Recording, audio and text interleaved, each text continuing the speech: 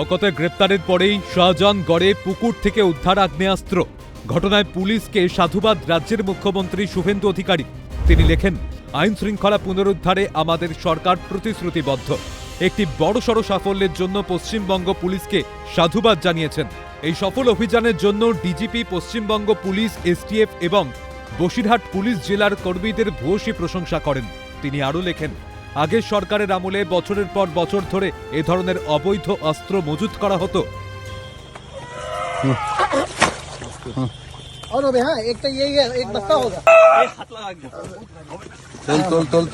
তুই জামাটা খোল আগে।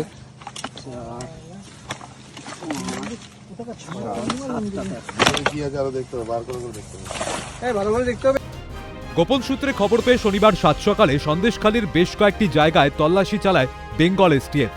সন্দেশখালী 2-এর মণিপুরের তৃণমূল নেতা রবীন দাস ও তার ভাই গোপাল দাসের বাড়িতে হানা দেয় তারা। তাদের পুকুর থেকে উদ্ধার প্রচুর আগ্নেয়াস্ত্র।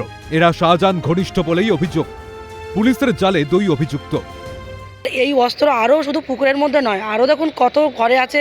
শুধু মণিপুর কোড়াগাড়ি নয়, সন্দেশখালী এরকম কলোনি অনেক, এরকম শেখ শাহজাহানের এরকম কলোনি আছে, মণিপুর কলোনি।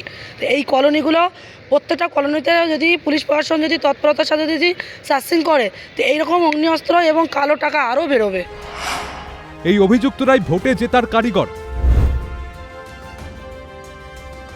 শাহজাহান ঘনিষ্ঠ এই অভিযুক্তরা বাংলাদেশ থেকে এসেছেন বলেও অভিযোগ প্রাক্তন পুলিশ কর্তা অনিল জানার। এখানে রাজ্যের মুখ্যমন্ত্রী দাঁড়িয়ে বলে শেখ শাহজাহান কি করে, নাম শেখ শাহজাহান গুলোকে ধরা হচ্ছে। মানে এরকম সাম্প্রদায়িক কথা যখন একজন মুখ্যমন্ত্রী বলেন বিধানসভায় দাঁড়িয়ে এবং তার প্রোটেকশন দেন, তখন তো এরা পারবেই। এরা তো পলিটিক্যাল ক্রিমিনাল, এরাই তো ভোটের কারিগর না, ভোটে জেতার কারিগর। আকবরের ছেলে এরা কারা, সব খোঁজ করে দেন, সব বাংলাদেশ থেকে আসা। ক্রিমিনালাইজেশন ইন পলিটিক্স ছিল, কিন্তু ক্রিমিনাল কন্ট্রোল পলিটিক্স এই গত 1-1.5 দশকে দেখলাম।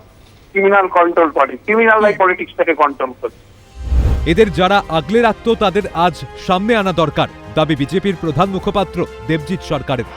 পাশাপাশি রাজ্যের বিরোধী দলকে কটাক্ষ করে বলেন, তৃণমূল তৈরি হয়েছে গণতন্ত্রকে ভাঙার জন্য। পুরো ঘটনার তদন্তের দাবি জানান তিনি। যাদের পুকুরে এসব অস্ত্র পাওয়া যাচ্ছে, যাদের বাড়িতে অস্ত্র পাওয়া যাচ্ছে, তারা তো আইন আমলে আসবে, কিন্তু তার আগে যারা এদের নামে কোনো কিছু বললেই সাম্প্রদায়িক বিজেপি বলছে বলে কাপা কাপা গলায় বিভিন্ন সময় এদেরকে ডিফেন্ড করতো, তাদেরকে আজকে সামনে আনা দরকার। কিন্তু তৃণমূলের দোসর হিসেবে লাল পতাকা নিয়ে যারা এদের সঙ্গে ছিল, তাদেরকেও আজকে উত্তর দিতে হবে। সরবেরিয়া, আকুঞ্জিপাড়ায়, কুমড়োখালী এবং মণিপুর, এই 4 জায়গায় এসটিএফ এর অভিযান। একসময় শাহজাহানের অত্যাচারে অতিষ্ঠ হয়েছিল সন্দেশখালীর মানুষজন। তবে শাহজাহান জেলে গেলেও তার সাগরেদরা এখন দাপিয়ে বেড়াচ্ছে। শাহজাহান ঘনিষ্ঠর পুকুর থেকে উদ্ধার আগ্নেয়াস্ত্র। তবে কোথা থেকে এলো এত আগ্নেয়াস্ত্র? কি কারণে আগ্নেয়াস্ত্র মজুত? নতুন করে এলাকায় অশান্তি তৈরির চেষ্টা? আগ্নেয়াস্ত্রের আতুরঘর হয়ে উঠছে সন্দেশখালীতে? উঠছে একাধিক প্রশ্ন। উত্তর 24 পরগনা থেকে শামীম মোল্লার রিপোর্ট, ক্যালকাটা নিউজ।